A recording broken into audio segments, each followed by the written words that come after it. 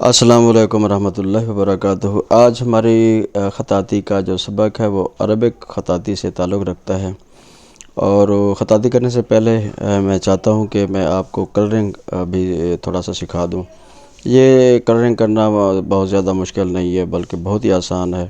بس کوئی آئیڈیا آپ کے ذہن میں ہونا چاہیے۔ اگر آئیڈیا نہیں بھی ہے تو آپ سادہ قسم کی جو کلرنگ ہے، بیک گراؤنڈ کلر، وہ آپ کوئی بھی ہائی لائٹر جو ہے وہ مارکیٹ سے لے کے اس کا بیک گراؤنڈ کلر آپ دے سکتے ہیں۔ اور میں نے بھی آپ کے سامنے بالکل سادہ سی جو بیک گراؤنڈ کلر ہے وہ آپ کے سامنے کر رہا ہوں۔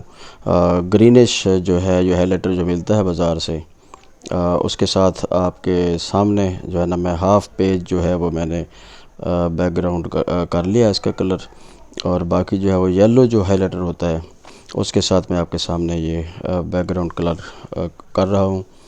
اور یہ بالکل ہی آسانی کے ساتھ ہوتا ہے، بس اپنے ہاتھ کو تھوڑا سا سیدھا رکھنا ہوتا ہے تاکہ آپ کا جو کلر ہے وہ ضائع نہ ہو۔ اس طرح جو ہے وہ اگر آپ کلر کریں گے تو آپ کی جو انک ہے وہ تھوڑا سا خرچ ہوگی، لیکن اگر آپ ایسے بغیر کسی ترتیب کے اگر کلر کریں گے تو آپ کے کلر ضائع ہونے کا بہت بڑا وہ اندیشہ رہے گا۔ تو یہ کلرنگ ہو گئی۔ اب آپ کے سامنے میں جو لکھنے لگا ہوں، الحمدللہ، اور الحمدللہ جو ہے یہ اللہ تعالیٰ کا شکر کا جو ہے وہ بہت بہترین جو ذکر ہے کہ اگر ہم اللہ تعالیٰ کا ہر وقت شکر ادا کریں، قلبی بھی اور اپنے عمل سے بھی، تو شکر کرنے والے کو اللہ تعالیٰ اور بھی بہت زیادہ انعامات سے نوازتا ہے۔ وہ کیا اپنا میں نے کسی جگہ پڑھا تھا کہ اگر تم جو ہے وہ شکر کرو گے تو اللہ تعالیٰ کا فرمان ہے کہ میں اور بھی زیادہ آپ کو عطا کروں گا۔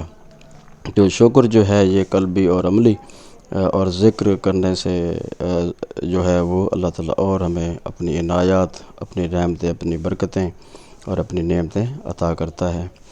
تو یہ آپ کے سامنے میں نے الحمدللہ لکھ دیا ہے خطاطی کی صورت میں۔ اب یہاں پہ اس پر میں جو ہے وہ اعراب کرنے لگا ہوں، اور جہاں پہ اس کے وزن کم ہے وہ بھی آپ کے سامنے